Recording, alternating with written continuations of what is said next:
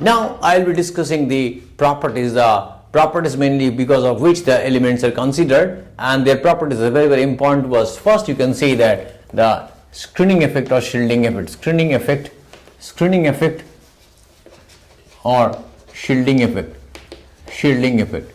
This is mostly due to the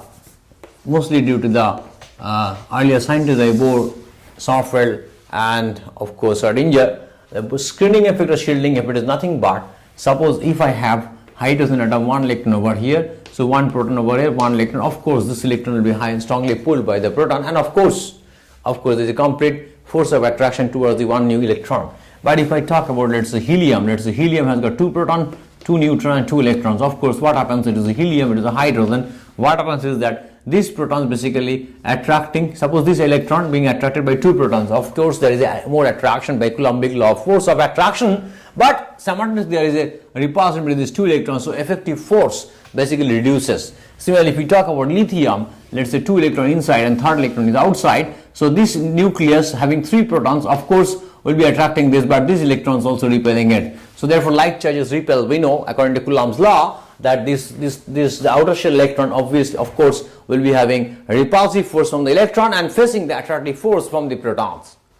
So therefore that is, we can see that whole three protons cannot attract this electron, so therefore there is a reduction of the force of attraction by the number of protons. That is where we can see that effective number of protons actually. So that means how we can calculate, let's say there is a grouping that is called basically Slater's rule, we call Slater's rule, and what is stated is that 1s, then it is 2s 2p, and then 3s 3p, and then 3d, and then 4s 4p, like this it goes on like this. This way grouping he has done. Suppose if it is the electron, suppose it is the case hydrogen, there is no Slater's rule applicable, but over here the Slater's rule applicable. How? Now for the helium only, the 1s electron shows sigma, that is called shielding or screening constant as equal to 0.3. Otherwise nth shell electrons will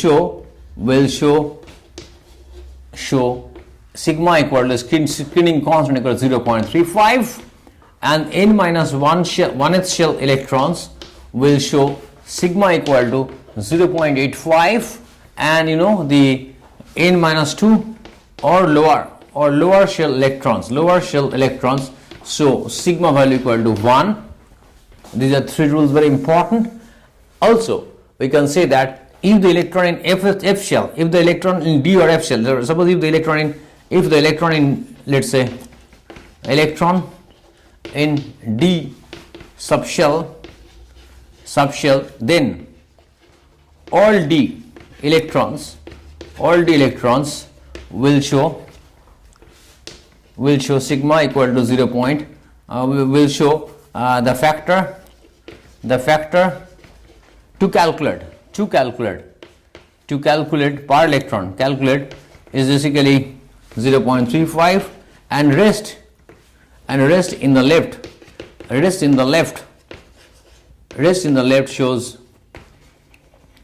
shows basically 1. That is, for example, if I say let's say 1s2, 2s2, let's say 2s2, 2p6, 3s2, 3p6, and 3d, let's say 9. So if I talk about this, the outer electron, basically the 3d9 electron, if we have one electron in D subshell, so rest is, you can write 8 plus 1, that is 9. So 8 electrons will show the contribution 0.35, and rest, that is up to this 2, 6 to 8, 6, 14 to 16 to 18 into 1, that will be basically your sigma or shielding constant for the F case. This is very, very interesting case that the rule changes for the D electron, D filling. So therefore this is the case, the sigma calculation. So sigma equal to shielding constant equal to 0.3 for one electron. NH electrons, that is sigma 0.35 into n, let's say we can say a number of electrons, let's say x number of electrons equal to x. Let's over here, if it is n minus 1 cell, then sigma definitely will be, sigma calculation will be 0.5 into 8.85 into x, of course the lower one, lower subshell. If it is n minus 2, then of course it will be let's say n minus 2 or lower, we can say 1 into, let's say, y number of electrons. Y is the number of electrons, x is the number of electrons I can see. So I will show you the calculation. For example, if I talk about, let's say, lithium.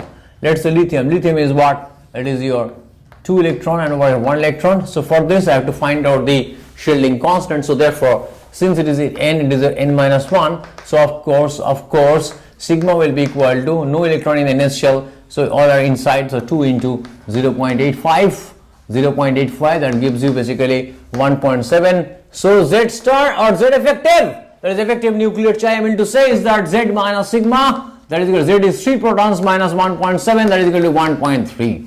So lithium has got effective number, Z effective is 1.3. If I talk about, let's say, beryllium, beryllium is again 1s2, 2s2, basically 2, 1s2 and 2s2. So of course the 1 electron you have to leave, so on which you can find out the effective nuclear charge. So therefore over here you can say sigma calculation will be like this. For this 2 electron I can write over here 1 plus 1, on this we are finding out, so 1 into 0.35 plus 2 into n minus 1, it is 1, so of course 2 into 0.85, that gives you basically 0.35 plus 1.7. So it gives you basically 2.05. This is basically 2.05. You can say that 5 and 0, 2.05. So Z effective for, or Z star will be for the beryllium will be equal to 4 minus 2.0, 1.95. Quite naturally you can find that the value, just we must mention that effective nuclear charge 1.9 for beryllium, 1.3 for lithium. This if you go on calculating in the periodic table and take the data in the periodic table, you will find that left to right you will find Z star or Z effective, what you call Z effective you call increases towards the right, and if you come in the downside, so of course there is a new quantum shell. Here is 1 shell, here is 2 shell, here is 3 shell, like this the shell number increasing. So of course we are not much worried about the Z effective nuclear charge down the group, but yes, from left to right always you will find Z effective increasing. So Slater's rule tells us that go by Z effective or effective nuclear charge, not by only atomic number. We can accept till 8, 9, 10 the effective only the atomic number, and but effective nuclear charge or the Z effective or calculation of Slater's constant sigma should be involved in the class 11th, 10th and 12th and higher studies to explain all the properties like atomic radius, like ionization energy, like electron gain enthalpy, like electronegativity. Everything can be explained on the basis of effective nuclear charge. So my dear friends, you just remember this is the calculation pattern. This is the calculation pattern, and you can get a few questions on in the back of my this thing, I mean the video. So we can calculate the sigma. So I have told you that if it is d electron, then how to calculate normal sp element, sp block I have said, and it is number 1. So it is number 1 rule, it is number 2 rule, it is number 3 rule. This is very important rules, these 3 are.